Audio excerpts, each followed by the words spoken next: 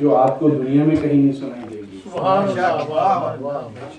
یعنی مجھ سے ایک بہت ہی مشہور مرثیہ گو ہیں ہندوستان کے، انہوں نے اس بات کی گزارش کی کہ مولانا اگر آپ کے پاس تھوڑا وقت ہو تو آپ عنایت فرمائیے تو ہم لوگ ایک ڈکشنری لکھیں کہ مرثیوں میں کون سے الفاظ، جدید الفاظ اردو کو روشناس کرائے ہیں. آپ ذرا غور فرمائیے. اب یہ شاہدین اور سرور کائنات اور یہ رب العزت، یہ سب الفاظ جناب میر انیس کے اور مرزا طویل کے استعمال کیے ہوئے ہیں.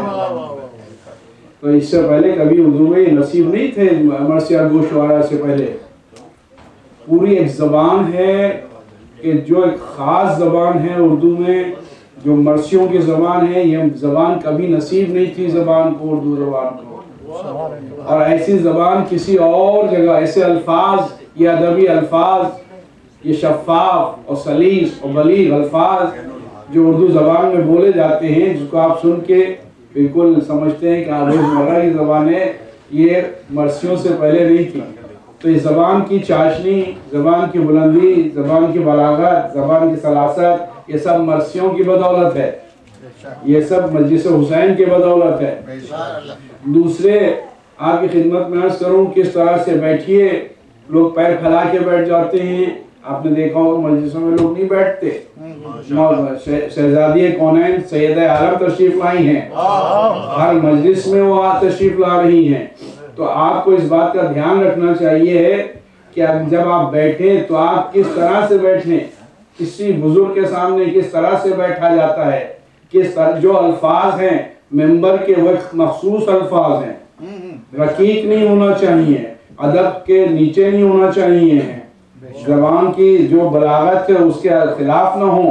یعنی آپ یہ سمجھیے کہ جیسے آپ کہیں کہ کھا لو اور ٹھوس لو، یہ دونوں لفظ کھانے کے معنوں میں تو ہیں.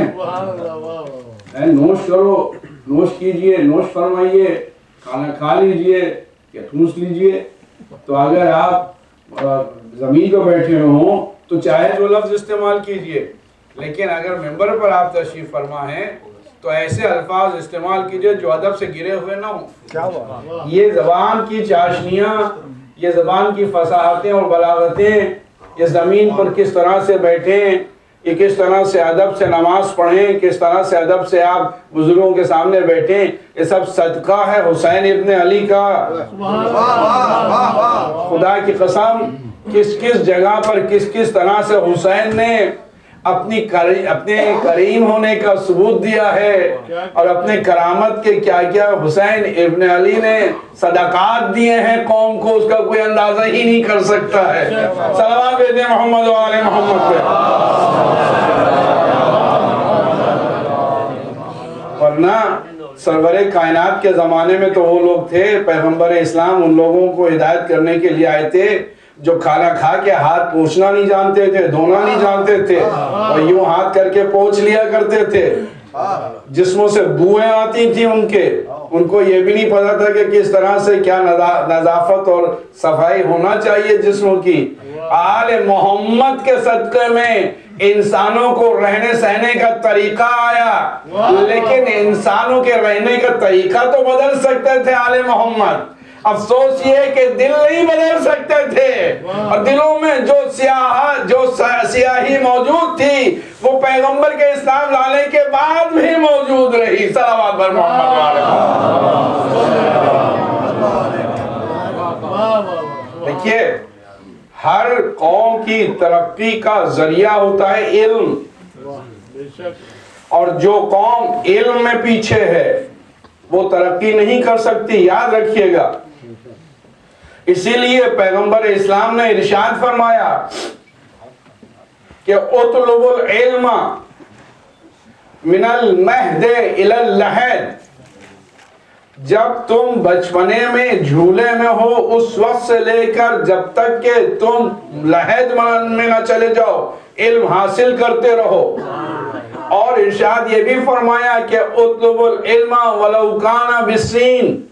اگر چین بھی جانا پڑ جائے علم حاصل کرنے کے لیے تو تمہیں جانا چاہیے اور علم حاصل کرنا چاہیے. علم اتنی امپورٹنٹ بات ہے، اتنی امپورٹنٹ چیز ہے علم لیکن اسلام کے جو رہبر ہیں ان میں اور دوسرے دنیا کے رہبروں میں اکثر عرض کیا کرتا ہوں کہ فرق یہ ہے کہ دنیا کے دوسرے رہبر صرف زبان سے بتاتے ہیں، اسلام عمل کر کے بتاتا ہے، رہبر عمل کر کے بتاتے ہیں۔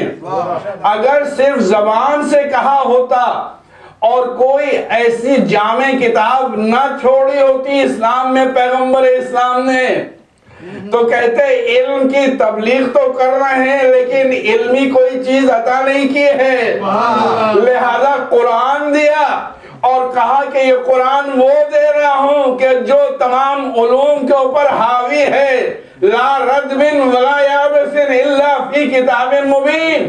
لیکن یاد رکھنا کہ اس قرآن کو سمجھ نہیں پاؤ گے جب تک کہ پڑھانے والوں کے ساتھ نہ رہو گے۔ صلوات بھیجے محمد و آل محمد پہ۔ یہ اہل بیت اطہار ہیں کہ جو تمہیں بتائیں گے۔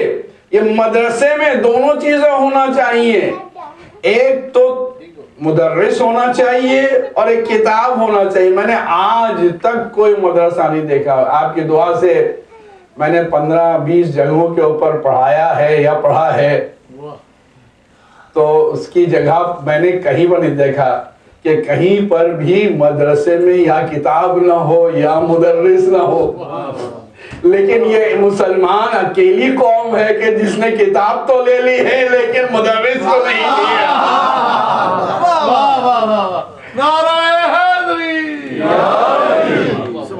اب آپ دیکھیں کہ کیا ہوگا۔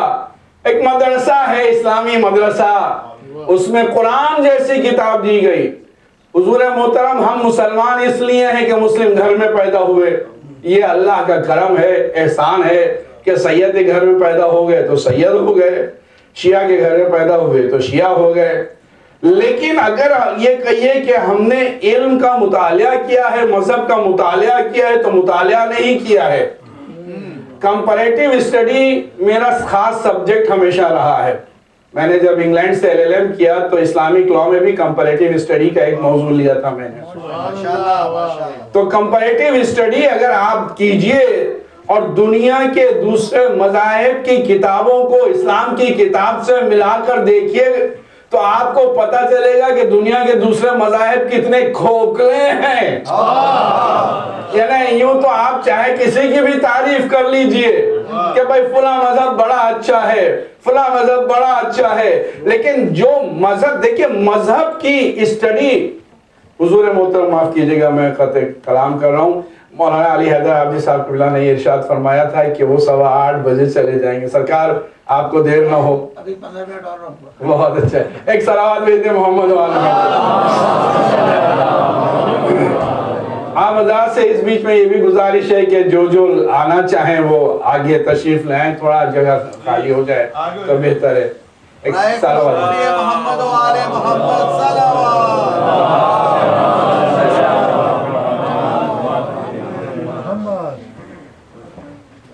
ایک اور صلوات بھیجیں محمد۔ میں ایک جب دیکھتا ہوں قرآن کریم کو، قرآن کریم اعلان کر رہا ہے کہ تم قرآن کریم کی اگر تلاوت کر رہے ہو تو کافر نہیں ہو سکتے۔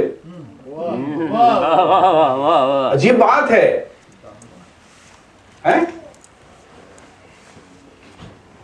کیف تکفرون وانتم تتلون الکتاب افلا تعقلون، تم کفر کیسے اختیار کر سکتے ہو جبکہ تم کتاب کی تلاوت کرو، کیا تمہیں عقل نہیں ہے؟ انہیں قرآن خود کہہ رہا ہے کہ اگر قرآن کی تم تلاوت کر رہے ہو تو کفر نہیں ہو سکتا تمہارے پاس۔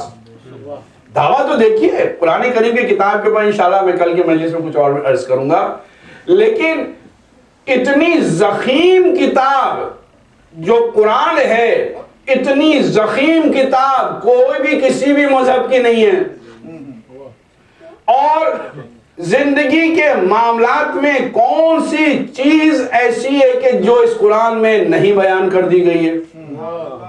دوستوں کے ساتھ کیسے سلوک کرو، ماں باپ کے ساتھ کیسے سلوک کرو، محلے والوں کے ساتھ کیسے سلوک کرو، تمہارا اٹھنا بیٹھنا کیسا ہونا چاہیے، گھروں میں کس طرح سے آپ، یہ نا خدا کی قسم آپ ذرا غور فرمائیں، اتنی چھوٹی چھوٹی چیزیں ہیں. عورتوں سے اپنے تم کس طرح سے بات کرو، تمہارے لیے کیا حیثیت رکھتی ہیں تمہاری بیویاں. انہا لباس لکم انتم لباس لہن، دیکھو تم ان کے ستر پوشی کرو، وہ تمہاری ستر پوشی کریں. یعنی ہمارے یہاں تہذیب کا جسے کہیے ایک ذخیرہ ہے قرآن میں، بالکل ایک ذخیرہ ہے. آپ نے دیکھا ہوگا لوگ بیٹھ کے اپنی بیویوں کی برائیاں کر رہے ہیں، اپنے گھر والوں کی برائیاں کر رہے ہیں، بیویاں گھر والوں کی برائیاں کر رہی ہیں، شوہروں کی برائیاں کر رہی ہیں. قرآن منع کر رہا ہے انتم لباس لہن، تم ان کا لباس ہو، اور وہ تمہارا لباس ہے. یہ عورتیں جو ہیں یہ تمہارا لباس ہیں اور تم ان کا لباس ہو. تو اگر کسی انسان کا لباس اتر جائے تو کیسا ہو جائے گا؟ یہی تو وجہ ہے کہ جو ہماری کمیونٹی میں خرابیاں پیدا ہو رہی ہیں وہ صرف اس لیے ہو رہی ہیں کہ قرآن، مسلمان پیدا ہوئے تھے اس لیے مسلمان ہو گئے، لیکن قرآن نہ سمجھا، نہ قرآن پڑھا، نہ آل محمد کے زبان سے جو احادیث نکل رہی ہیں ان کو دیکھا، نہ ان کو سمجھا. تو یہ اسلام کی جو سوسائٹی ہے یہ برہنہ ہو جائے گی تو اور کیا ہوگی؟ صلوات بھیجے محمد و آل محمد پہ.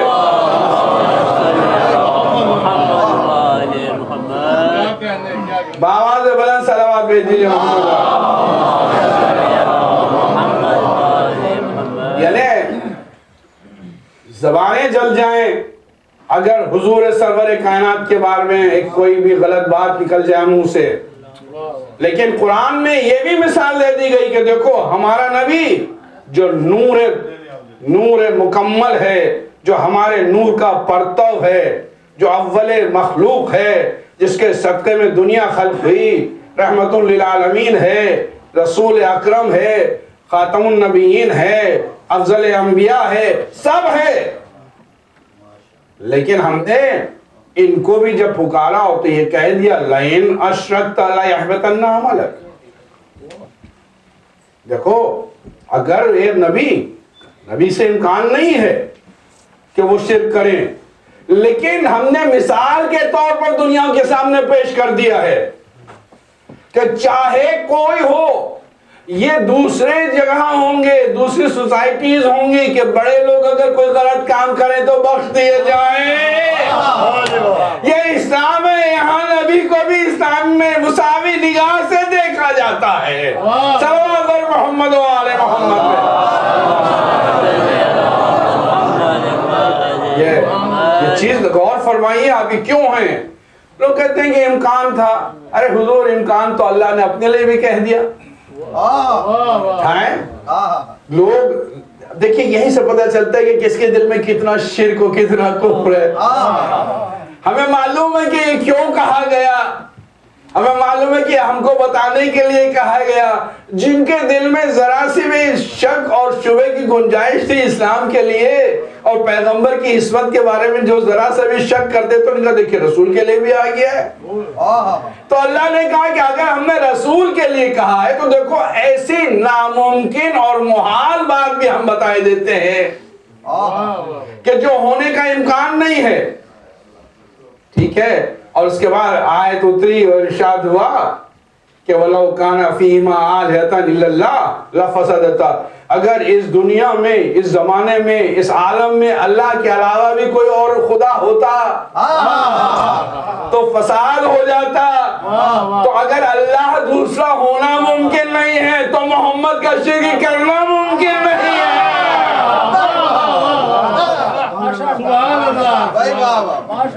ایک صلوات بآواز بلند محمد والے.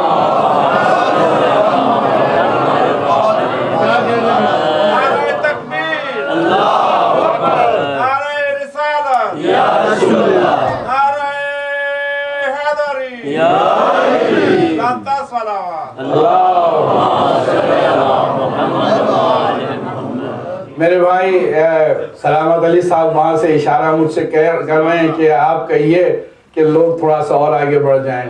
تشریف لائیے، تھوڑا سا بھی بہت جگہ ہے اور ویسے بھی ہم لوگوں کے دلوں میں جگہ کچھ زیادہ رہتی ہے. صلوات بھیج دیں محمد و آل محمد.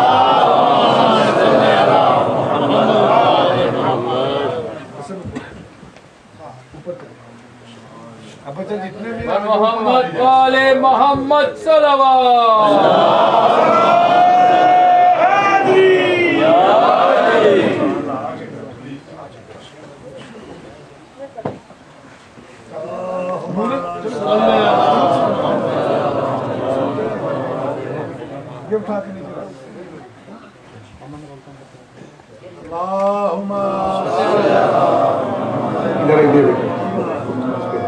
ہمارے دیگر نعرہ صلوات.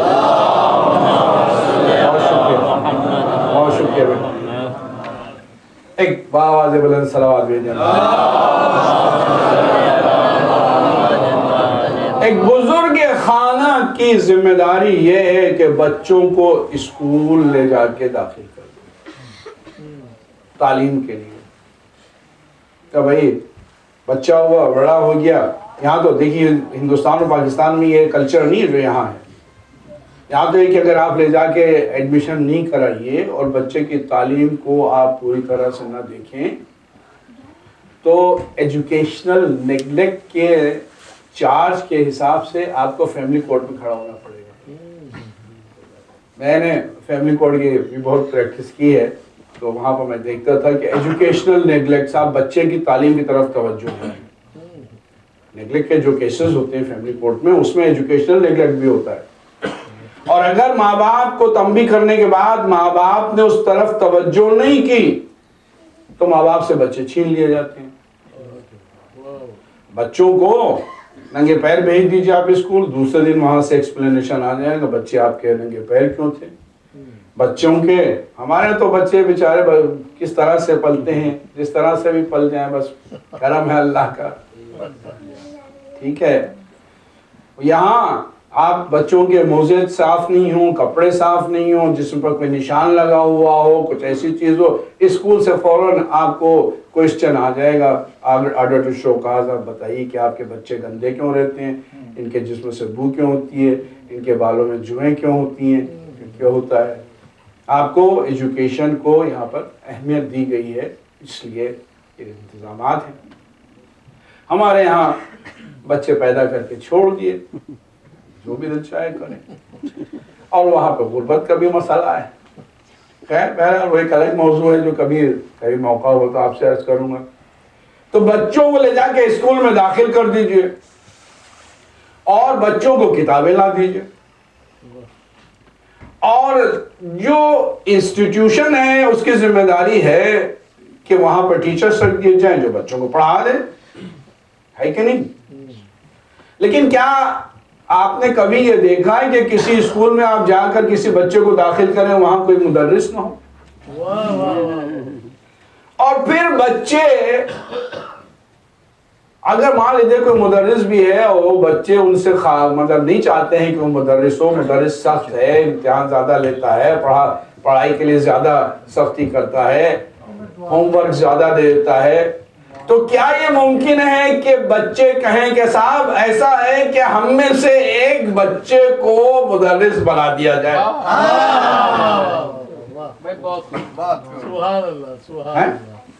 بھائی ہم بورڈ آف ایجوکیشن کو ایک پیٹیشن دائر کرنا چاہتے ہیں جس میں ہم یہ کہنا چاہتے ہیں کہ یہ ہمارے درمیان میں سے جو بچے اسکول میں ہیں انہی بچوں میں سے کسی ایک کو ٹیچر بنا دیا جائے جو ہم کو میتھمیٹکس کی جو بی ایس سی کی کتاب ہے وہ پڑھا دے, تو بورڈ یا ہائی اسکول کی کتاب پڑھا دے. تو بورڈ آف ایجوکیشن یہ کہے گا کہ عقل کے اندھوں, اگر تم اس لائق ہوتے کہ تم میں سے کوئی ٹیچر بن جاتا تو اسکول میں آنے کی ضرورت کیا تھی. ایک صلوات بھیجیں محمد و آل محمد پہ.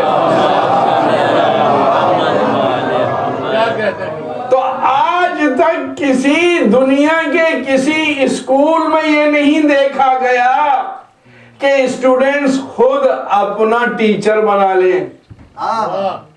یہ اسلام ہے صرف کہ جہاں پر لوگ اپنا ٹیچر بھی خود ہی بنانا چاہتے ہیں اور پڑھنا بھی خود ہی جاتے ہیں. ایک صلوات بھیجیں محمد و آل محمد پہ.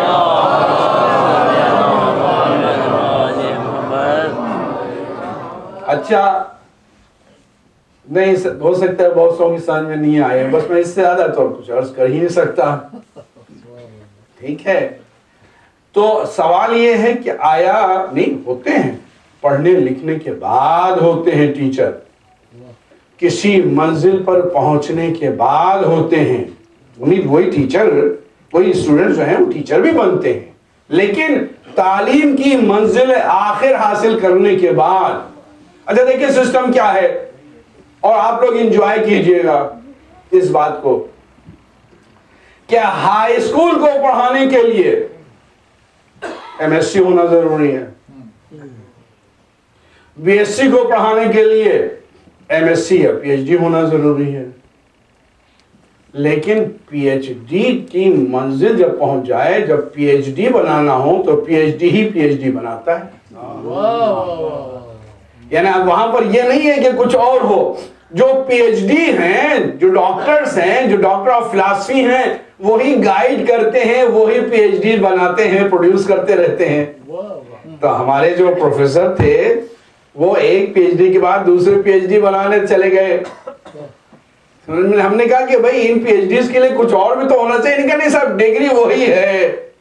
تو پی ایچ ڈی ہونے کے لیے پی ایچ ڈی چاہیے ہے، لیکن اس سے نیچے کے لیے نہیں. تو ہوتا ہی ہے کہ جتنا مرتبہ بلند ہوتا جاتا ہے ایک منزل ایسی آتی ہے کہ وہاں پر بس ختم ہو جاتی ہے، اب اس کے بعد برابر سے اسی کے جیسا ہوگا.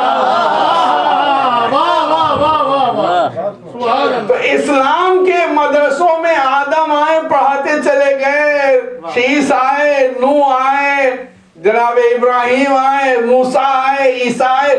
جتنی کلاسز بلند ہوتے گئے، ٹیچرز بلند ہوتے گئے.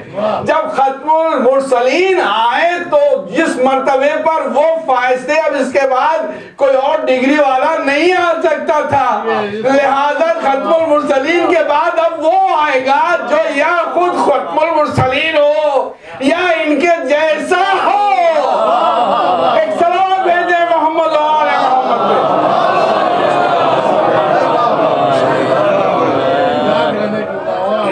ایک اور صلوات بھیج دیں بابا.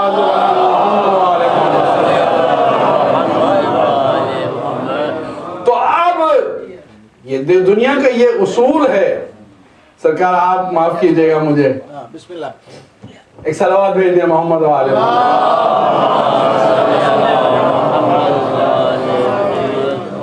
میں حاضری دیتا لیکن میں کیا کروں کہ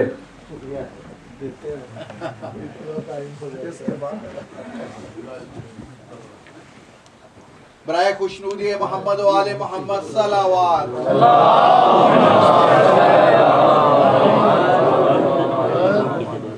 تو اب معلوم ہوا کہ وہاں پر اب اگر پرنسپل چلا جائے، اور وہ پرنسپل ڈاکٹر تھا، ایک پرنسپل چلا جائے، وہ پرنسپل ڈاکٹر تھا، پی ایچ ڈی تھا، اور میں وہاں اسکول پاس بھی تھا، تیسرے درجے میں پڑھاتا تھا.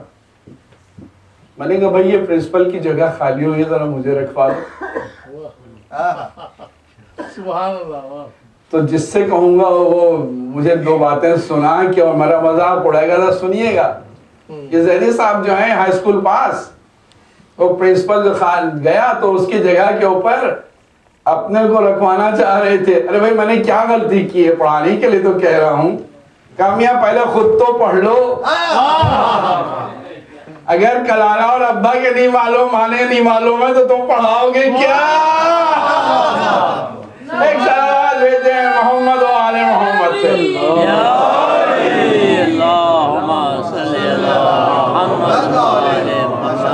اور صلوات باوا. تو اب آپ کی سمجھ میں آیا کہ پیغمبر نے کیوں حدیث ارشاد فرمائی کہ اولنا محمد وَأَوْسَطُنَا محمد وَآخِرُنَا محمد وَكُلُّنَا محمد. دیکھو میرا اول بھی محمد ہے، میرا اوسط بھی محمد ہے، میرا آخر بھی محمد ہے.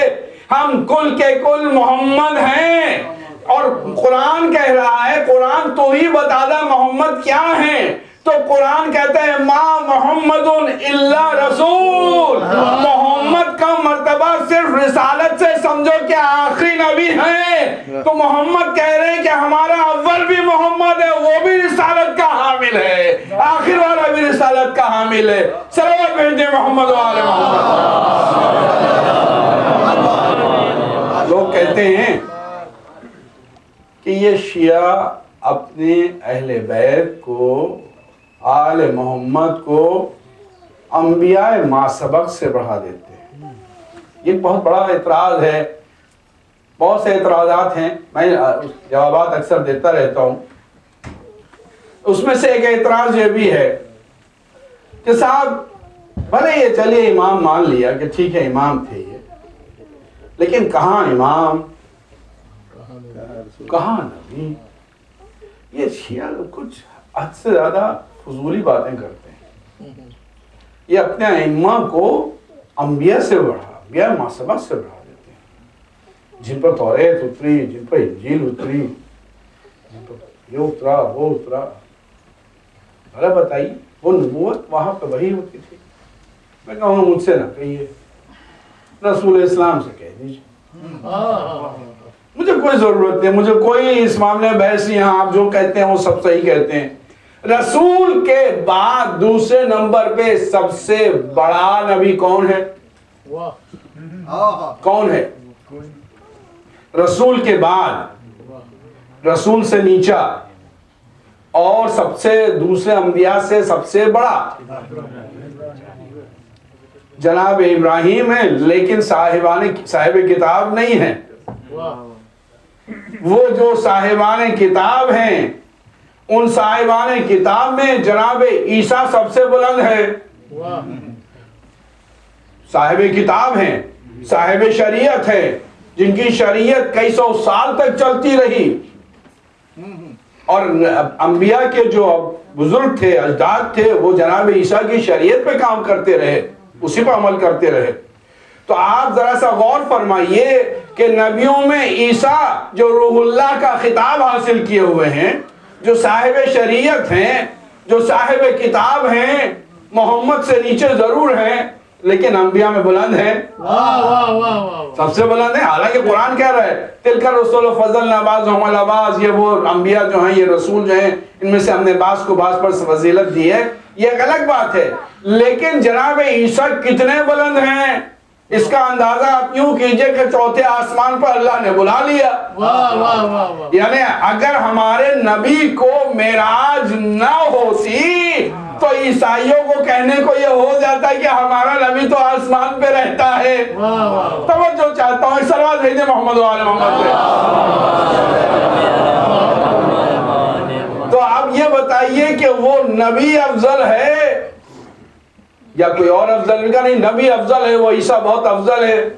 تو پیغمبر اسلام نے فیصلہ کر دیا کہ تم علی کی میں بات نہیں کرتا ہوں، حسن اور حسین کی بات نہیں کرتا ہوں جو سیدہ شباب اہل الجنہ ہیں، وابوہما افضل منہما ہیں. میں اپنے آخری نائب کی بات کرتا ہوں کہ بتاؤ میرا آخری نائب جب آئے گا تو اس وقت عیسیٰ بھی آسمان سے اتریں گے. تو اب اس وقت سوال ہوگا کہ نماز کے وقت نماز کون پڑھائے؟ افضل کے ہوتے ہوئے مفضول نماز پڑھا نہیں سکتا. توجہ چاہتا ہوں، یہ ایک مسئلہ بھی بتا دوں. حکم شریعت یہ ہے، حالانکہ یہ میرا کام نہیں ہے کہ میں مسئلے بتاؤں، میں اجتہاد کا کوئی دعوے دار نہیں ہوں، نہ کرتا ہوں. جو مجتہدین ہیں ان کا فرض ہے کہ ممبر سے آ کے مسئلے بھی بتائیں. دو عالم بیٹھے ہوئے ہیں، ایک عالم غیر سید ہے اور ایک عالم سید ہے. تو غیر سید کو سید کے اوپر فضیلت نہیں دی جا سکتی. ایک عالم بعمل ہے اور ایک عالم بے عمل ہے. تو عالم بعمل کو کے اوپر عالم بے عمل کو ترجیح نہیں دی جا سکتی. ایک کا علم کا مرتبہ بلند ہے اور دوسرے کے علم کا مرتبہ کم ہے. تو جو صاحب علم زیادہ ہے اس کے اوپر دوسرے کو ترجیح نہیں دی جا سکتی۔ اب اگر مان لیجیے دونوں برابر کے علم والے ہیں اور دونوں برابر کے سید ہیں اور دونوں برابر کے باعمل ہیں، تو اب دیکھیے تقویٰ کس کے اوپر، متقی کون زیادہ ہے، اور متقی کے ہوتے ہوئے غیر متقی کو آگے نہیں بڑھایا جا سکتا۔ تو حضور جب عام نمازوں میں متقی کے ہوتے ہوئے غیر متقی کو نہیں بڑھایا جا سکتا، تو امام المتقین کے ہوتے ہوئے کون آگے آ سکتا ہے؟ صلوات بر محمد و آل محمد۔ نعرہ حیدری، نعرہ حیدری، سبحان اللہ کے ماشاءاللہ۔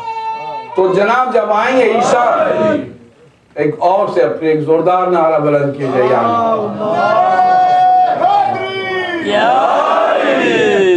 سرکار حضرت عیسیٰ کے زہد کا اعلان عام ہے، عام ہے اعلان حضرت۔ اس سلسلے میں سرور کائنات نے جب نصارہ نجران سے بحث کی تھی، اور امام رضا علیہ السلام نے بھی جب جاسلیک سے بحث کی مامون کے دربار میں، تو یہ نکتہ دونوں نے، امام رضا نے بھی اٹھایا تھا اور پیغمبر اسلام نے بھی اٹھایا تھا کہ عیسیٰ جو ہیں وہ اللہ کے بیٹے ہیں۔ میں نہیں بتاؤں گا تو، لیکن زہد و تقویٰ کے لیے ان کے دونوں نے کوئسچن کیے تھے، کہ کل پرسوں کس دن بتاؤں، آج تو 45 منٹس ویسے ہوئے جا رہے ہیں۔ تو مجھے حکم دیا تھا کل خاور بھائی نے کہ تم فضائل کچھ زیادہ پڑھا کرو۔ میں نے کہا میں تو فضائل ہی پڑھتا ہوں عام طور سے، اب کیا پڑھوں گا، ٹائم اتنا کم ہوتا ہے۔ ایک صلوات بھیج دیں محمد۔ تو جب نماز کا وقت آئے گا تو حضرت عیسیٰ بھی ہوں گے اور ہمارے امام بھی ہوں گے۔ وہ امام ہیں، نبی نہیں ہیں، توجہ چاہتا ہوں، وہ نبی ہیں، روح اللہ ہیں، معمولی خطاب نہیں ہے۔ اچھا، اس خطاب کا آپ کو میں عرض کر دوں کہ اس نام کا اثر یہ ہے کہ بھلے ہی عصمت نہ ہو، لیکن اگر کسی بچے کو اس کے باپ نے یہ نام دے دیا روح اللہ کا، تو وہ اسلام کو پھیلا کے دنیا میں جائے گا اور دشمنوں کا ہمیشہ مقابلے کے لیے آپ کو تیار کر کے جائے گا۔ صلوات بھیجیں محمد و آل محمد پہ۔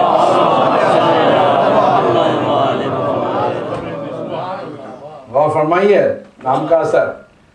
تو روح اللہ ہیں، تو 12ویں امام ان سے کہیں گے کہ حضور بزرگ ہیں، یعنی کئی سو سال بزرگ ہیں، کئی ہزار سال بزرگ ہیں، پتہ نہیں کب آئیں گے کچھ پتہ نہیں، تو آپ آگے بڑھیے، امامت کیجیے۔ دیکھیے معصوم اپنا مرتبہ جانتا ہے، واہ واہ، غیر معصوم اپنا مرتبہ نہیں جانتا ہے۔ ایک پڑھا لکھا انسان جس کو علم ہو وہ اپنے مرتبے کو سمجھتا ہے، اور جو جاہل ہو وہ اپنے مرتبے کو نہیں سمجھتا۔ اب مولانا عابدی صاحب ہیں بیٹھے ہوئے تھے یہاں، کوئی صاحب آ ہو بھی سکتا تھا، آ کے آگے پیر پھیلا دیتے ان کے۔ تو جو پڑھا لکھا سمجھدار آدمی ہو کہ کیا تو بھائی مولانا ہے، مجتہد ہیں۔ ایک صاحب ہیں، مان لیجئے کہ ہمارے ڈاکٹر سخاوت حسین صاحب وہ تشریف لے جا رہے ہیں، اور ان کے ساتھ کچھ اور لوگ جاہل لوگ بھی چلے جا رہے ہیں۔ ہاں، جاہل اور عالم سبھی تو ہو، کوئی آگے بڑھ جائے گا، ان کے آگے کھڑا ہو جائے گا، کوئی ان کے اس طرف ہو جائے گا، کچھ ہو جائے گا، آپ سمجھ رہے ہیں نا۔ اور جو پڑھا لکھا ہوگا، سمجھدار ہوگا، وہ تھوڑا سا دب کے پیچھے چلے گا۔ توجہ چاہتا ہوں۔ تو اگر کہیں کتاب میں مل جائے کہ کسی آدمی نے آگے بڑھ کے علی ابن ابی طالب کے سامنے نماز پڑھانے کی کوشش کی، تو اس میں علی کیا کرے، ان کی جہالت کا خود اعلان ہو رہا ہے۔ صلوات بر محمد و آل محمد پہ۔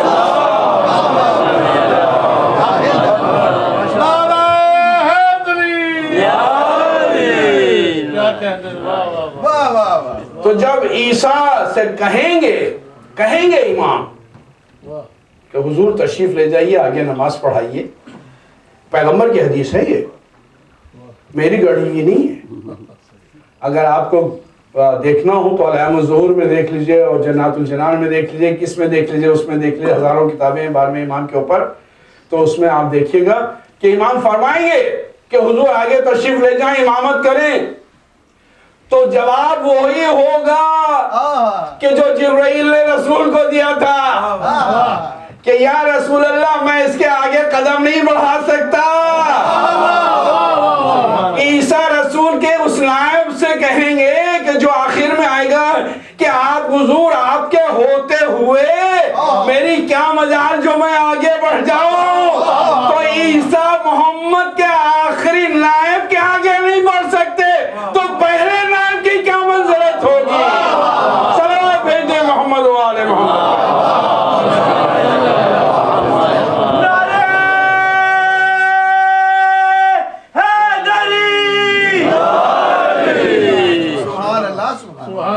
سبحان اللہ۔ ایک صلوات بھیج دیں بابا۔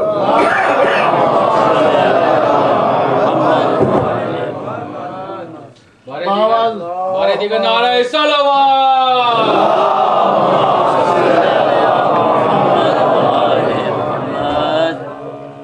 میں نے 2-3 دن پہلے آپ سے یہ عرض کیا تھا کہ پیغمبر اسلام کی جتنی بھی احادیث ہیں، اس احتیاط سے آپ نے الفاظ کا انتخاب کیا ہے کہ قرآن تو نہیں ہے لیکن قرآن کے بعد کی زبان ہے۔ سبحان اللہ۔ جناب امام حسن اور امام حسین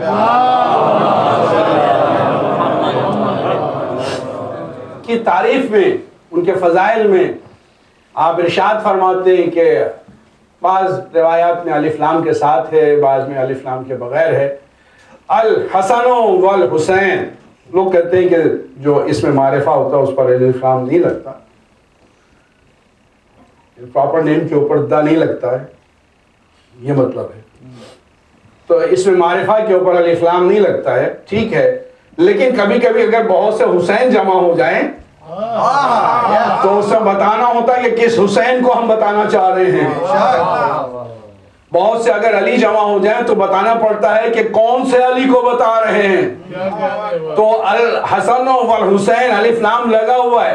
ارشاد فرماتے ہیں الحسن والحسین سیدہ شباب اہل الجنہ، یہ دو سردار ہیں جوانان جنت کے جن کا نام حسن اور حسین ہے۔ اگر رسول اللہ یہیں پر خاموش ہو جاتے تو میں کہتا یہ حدیث صحیح نہیں ہے، لیکن احترام اور ہر ذات کو اس کے احترام کے حساب سے محفوظ کرنا۔ بعد میں ارشاد فرماتے ہیں وَأَبُوهُمَا أَفْضَلُ مِنْهُمَا، اور ان کے والد بزرگوار ان دونوں سے بلند ہیں۔ ایک صلوات بھیجے محمد و آل محمد۔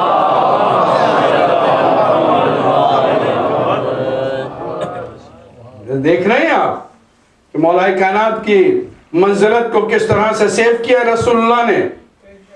تو جب حسن اور حسین سے افضل ہیں علی ابن ابی طالب،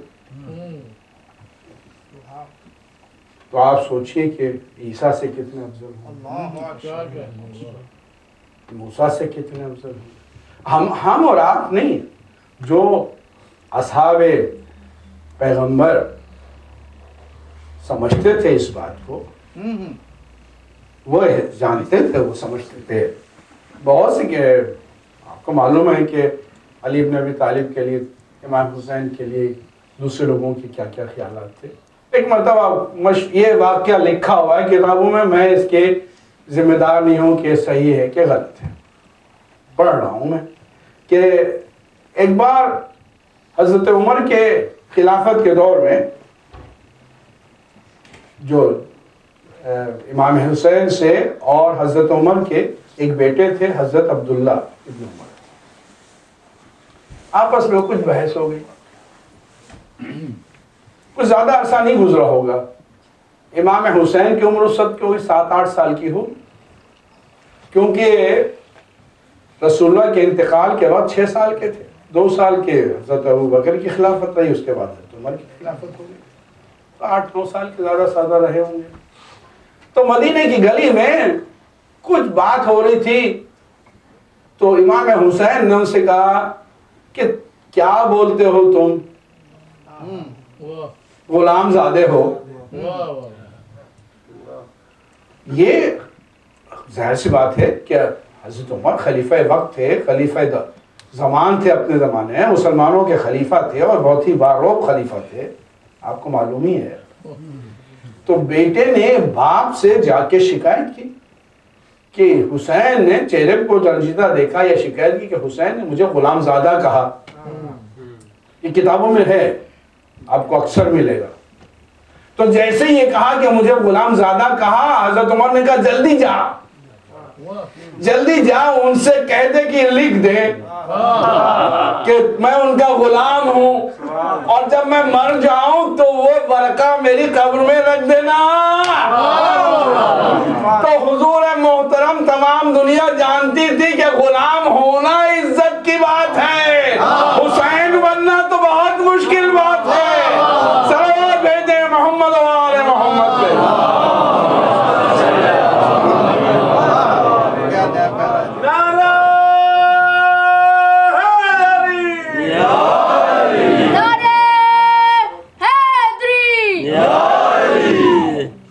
حسینیت زندہ باد، حسینیت زندہ باد، یزیدیت زندہ باد، لاتا صلوات۔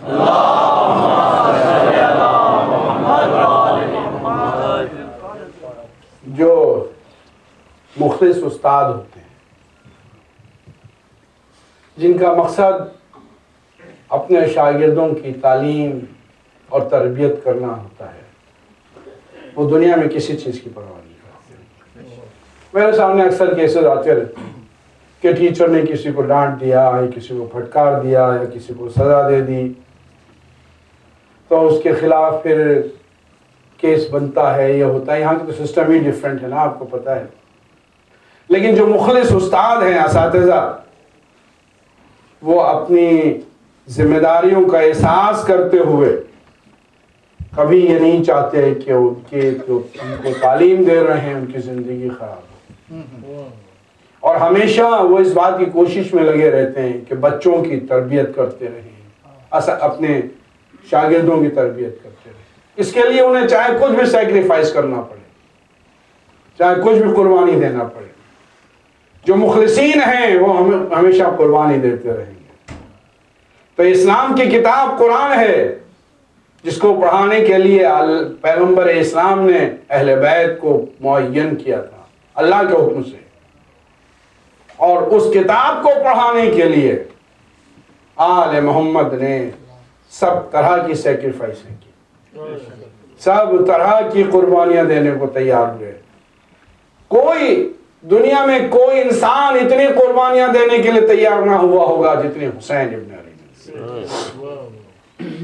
آپ کو معلوم ہے کہ آج محرم کی 30 تاریخ ہے، اور آج حسین ابن علی کا ماتم اس انداز میں کیا جاتا ہے کہ حسین کے کچھ چاہنے والوں کا ذکر ہوتا ہے۔ تاریخ بتاتی ہے کہ جب کربلا میں حسین ابن علی اپنے اہل و عیال کے ساتھ وارد ہوئے، پڑھتے چلے جائیے آپ، دنیا کی تاریخ پڑھیے، دنیا میں جتنے بھی واقعات ہوئے ہیں رونما ان سب کو پڑھیے، جتنی سیکریفائسز ہوئی ہیں ان سب کو پڑھیے، جو قربانیاں لوگوں نے دی ہیں ان سب کو پڑھیے، اور حسین کی قربانی کو کمپیئر کیجیے۔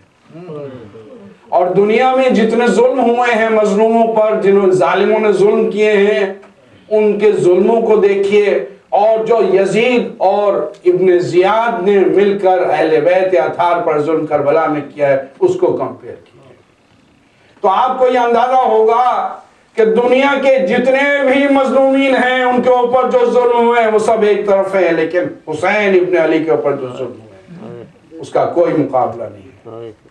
وہی حر کہ جو پیاس سے جس کا لشکر زبانیں لٹکی ہوئی تھیں اور جس کو سیر و سیراب کیا تھا، اسی حر نے آ کے امام حسین کو کربلا کے میدان میں گھیرا، اور ابن زیاد کا حکم یہ تھا ہمارے ساتھ کو اور دوسرے لشکر کے حکمرانوں کو کہ سب کچھ ہو جائے، امام حسین کو پانی نہ ملنے پائے، اور امام حسین علیہ السلام کے خیمے فرات کے کنارے ہٹا دیے گئے۔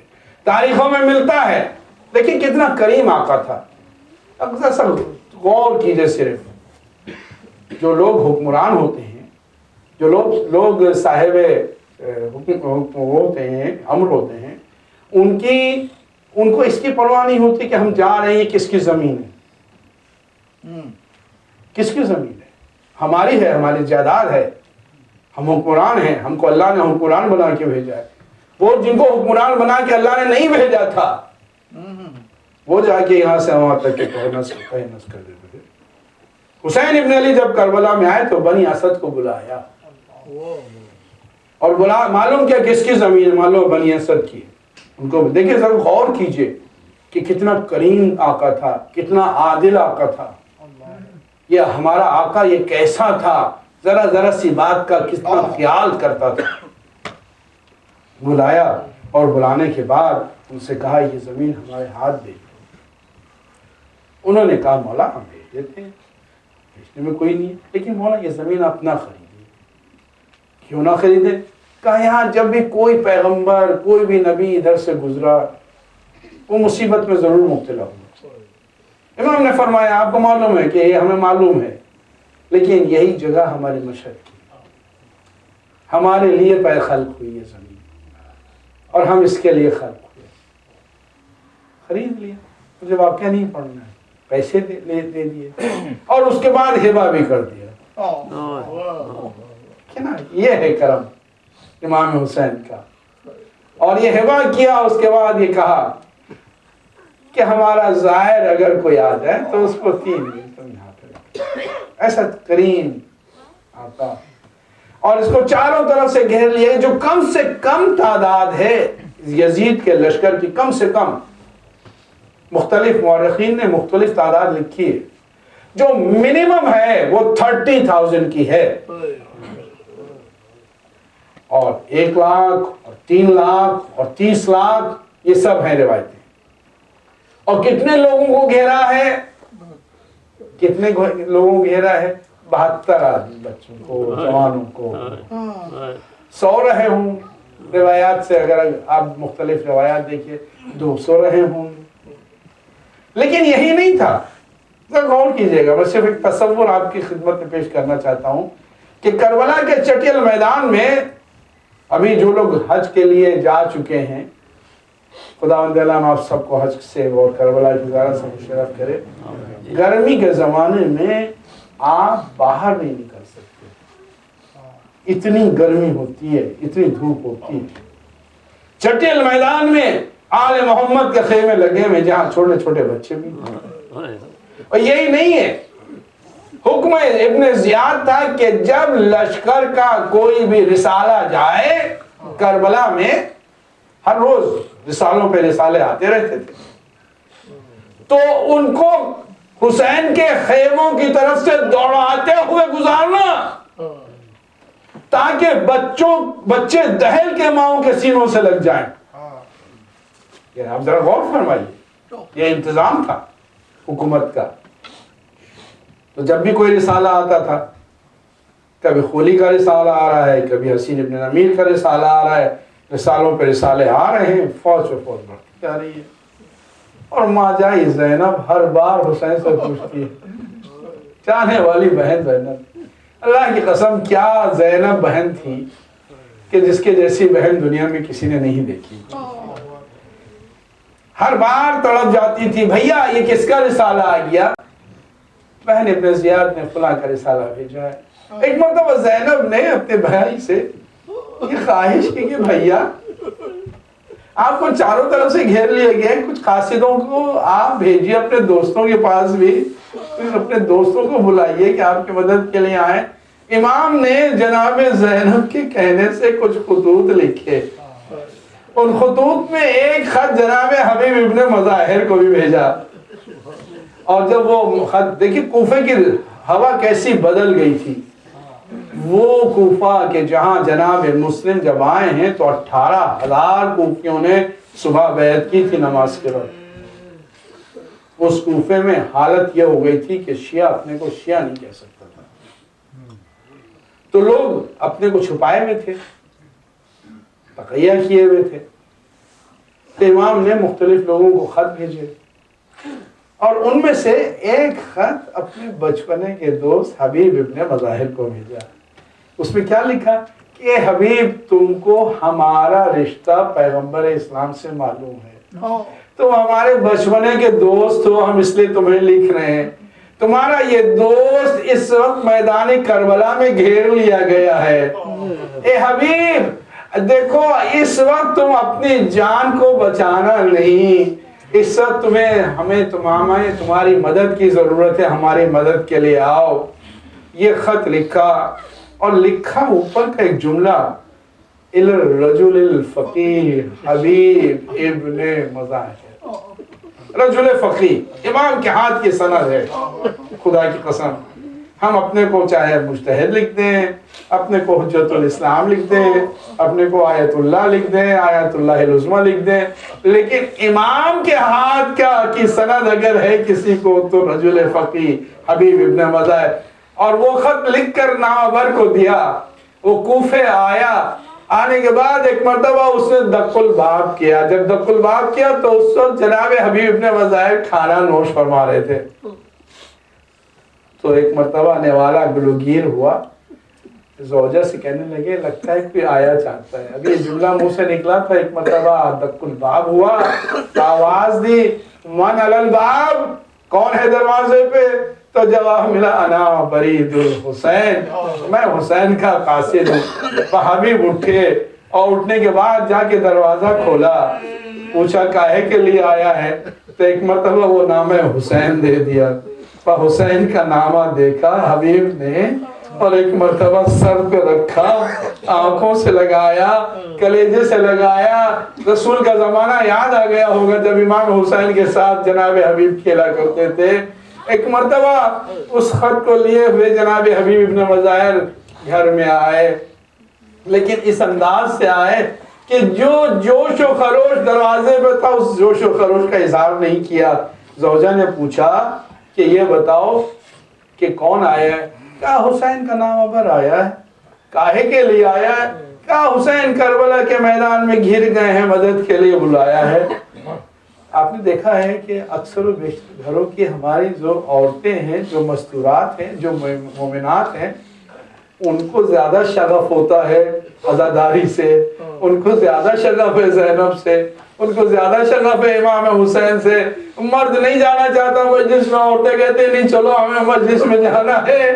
میں سمجھتا ہوں کہ یہ ان عورتوں کا صدقہ ہے جو کربلا کے میدان میں آئی تھی۔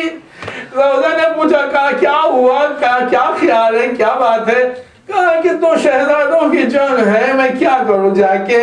بھئی یہ سننا تھا۔ ایک مرتبہ زوجہ نے اپنا مخنا پھینکا اور کہا حبیب شرم نہیں آتی تم کو، حسین تم کو بلائے اور تم یہ کہو لو میری چادر تم اوڑھ کے بیٹھو، میں جاتی ہوں حسین کی مدد کرنے کے لیے۔